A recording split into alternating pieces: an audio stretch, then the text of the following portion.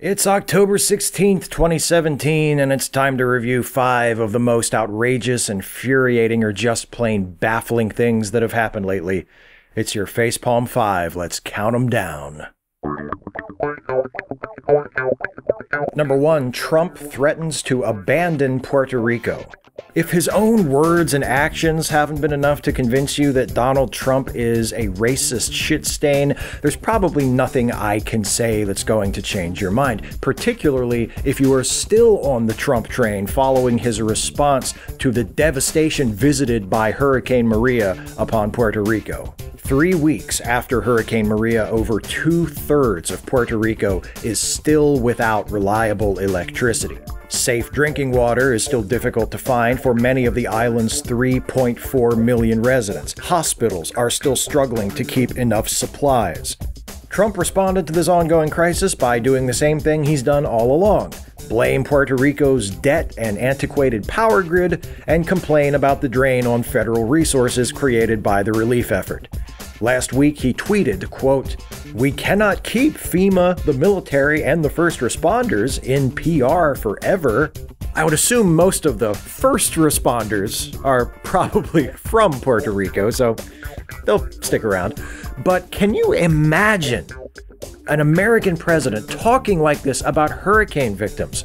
And hurricane victims in his own country, no less. Because I remind you, and apparently also I have to remind President Trump, that the 3.4 million people who live in Puerto Rico are American citizens. It is an American territory. Just as a point of comparison, here's how Trump responded when he was reflecting on the ongoing relief effort in Texas in the wake of Hurricane Harvey. Quote, "Texas, we are with you today, we are with you tomorrow, and we will be with you every single day after to restore, recover, and rebuild." And shortly thereafter, referring to relief efforts in Florida in the wake of Hurricane Irma, Trump tweeted, quote, "Just like Texas, we are with you today, we are with you tomorrow, and we will be with you every single day after to restore, recover, and rebuild." Texas and Florida get reassurances that help will be there until the job is done, as long as it's needed. Puerto Rico gets guilt-tripped and pointedly reminded that the relief effort, which just began, can't last forever. Because you've got to be firm with those lazy Puerto Ricans, or else they'll start to expect the white people to just do everything for them. I mean, they're almost as bad as the blacks who Trump tried to keep out of his buildings and who he doesn't trust to count his money. And to those of you who are still not sure if it's okay to call Trump a racist at this point, I just have to ask you, what are you waiting for? What threshold does he need to cross to convince you? What specific ton of bricks has to fall on you before you are willing to acknowledge the obvious? Number 2. U.S. votes against UN resolution condemning death penalty for homosexuality and blasphemy. A few weeks ago, the United Nations passed a resolution condemning the use of the death penalty to punish blasphemy, apostasy, adultery, and consensual same-sex relationships. Sounds like a pretty straightforward endorsement of basic human rights and equality, right? Yeah, who could possibly vote against a resolution like that? How about the United States? Yes, we voted against the resolution condemning the death penalty for blasphemy and homosexuality. According to the State Department, the U.S. voted against the resolution because of, quote, broader concerns that the resolution called for the abolition of the death penalty altogether. But if you read the actual resolution, you'll notice that while it does call upon states that still practice the death penalty to consider abolishing it, its main purpose is to call for the protection of the rights of people sentenced to death and to call for an end to discriminatory application of the death penalty. UN Ambassador Nikki Haley claimed that the U.S. voted the same way on a similar resolution during the Obama administration, which is flat out false. That previous death penalty resolution did not include language referring to same-sex relations, and the U.S. did not vote against that resolution. It abstained. Haley also argued that the vote should not be seen as an endorsement of using the death penalty to punish LGBTQ people because, quote, We have always fought for the LGBT community, which, coming from a member of the Trump administration, is an obscene joke. Case in point. Number 3, Sessions ends policy protecting trans people from discrimination. U.S. Attorney General and racist-freed former House elf Jeff Sessions announced week before last that he was rescinding a policy established in 2014 that interpreted Title VII of the Civil Rights Act of 1964 as prohibiting discrimination based on gender identity. So when Trump or one of his officials say things like, "We will fight for the LGBT community," what they really mean is, if you're discriminated against because you're transgender, we won't lift a finger to help you. Number 4, Weinstein allegations reveal Hollywood's rape culture. In a story that sadly confirms many long-standing, widely held suspicions about the predatory behavior of some film producers, the New York Times week before last reported that Harvey Weinstein, one of the most powerful men in Hollywood, former head of Miramax and the Weinstein Company, has been sexually assaulting women and paying them to stay silent about it for decades.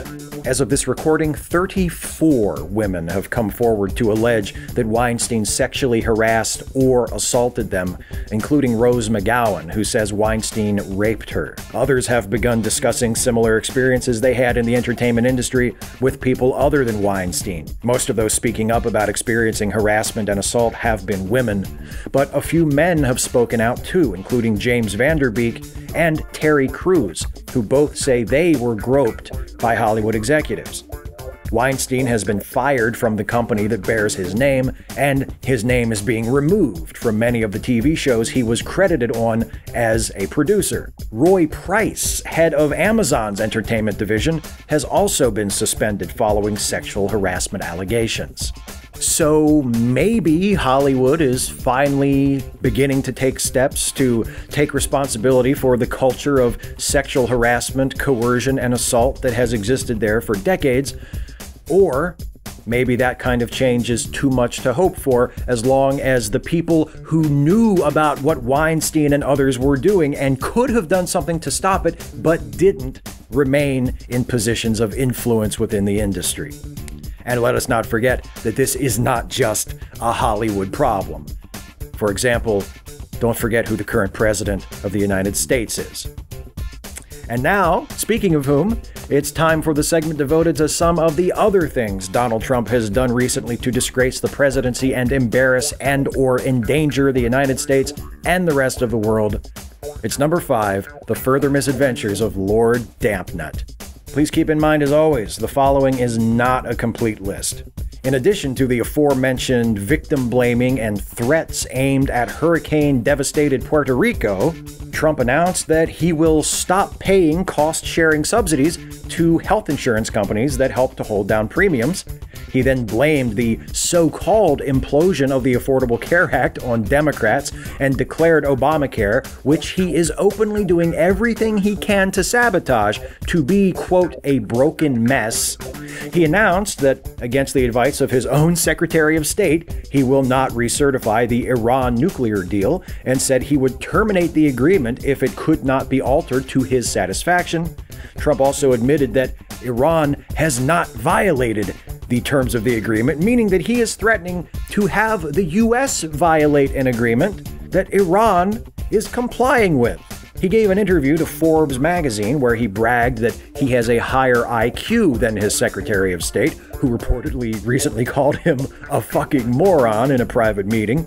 In the same interview, Trump also repeated a favorite lie about how much legislation he has signed, lied about the amount of praise he has received for his responses to the recent hurricanes, and said that he feels no responsibility to honor agreements with other countries reached by previous administrations. He became the first sitting president ever to address the Value Voters Summit, which is held by the far-right anti-gay, anti-trans Family Research Council.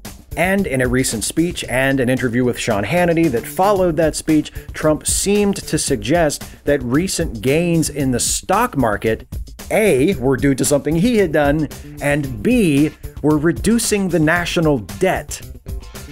Wealth created in the stock market goes to stockholders, not to pay down the national debt. The national debt is federal government debt. The national debt and the stock market have nothing to do with each other. Why did we elect this dipshit again?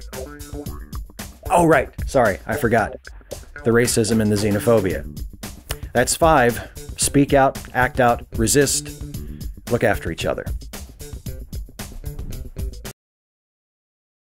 Hey folks, thanks for watching. Hope you got something out of this one. If you did, please like, share, and subscribe. And also, please consider helping me to make more videos like this one by supporting this channel through Patreon. You can go to patreon.com/Steve Shives to become a patron of this channel for as little as $1 a month. But if you can afford to go above and beyond at the level of, say, $5 a month or higher, you get yourself a shout out at the end of the Facepalm 5 as just one of some other cool perks that you can take advantage of. So here are the $5 plus patrons that have joined my Patreon campaign since the last episode of the Facepalm 5. Jill Lawrence, thank you, Jill. Danny Kolb, thank you, Danny. Marissa Alexa McCool and Bethany Futrell, thank you, Marissa and Bethany. Eric Schaffer, thank you, Eric. And Daniel Segal, thank you, Daniel. Thank you to all of my patrons at no matter what level you are supporting the channel. Thanks to all of you for watching, for all of your support in all of its forms, and I'll see you next time.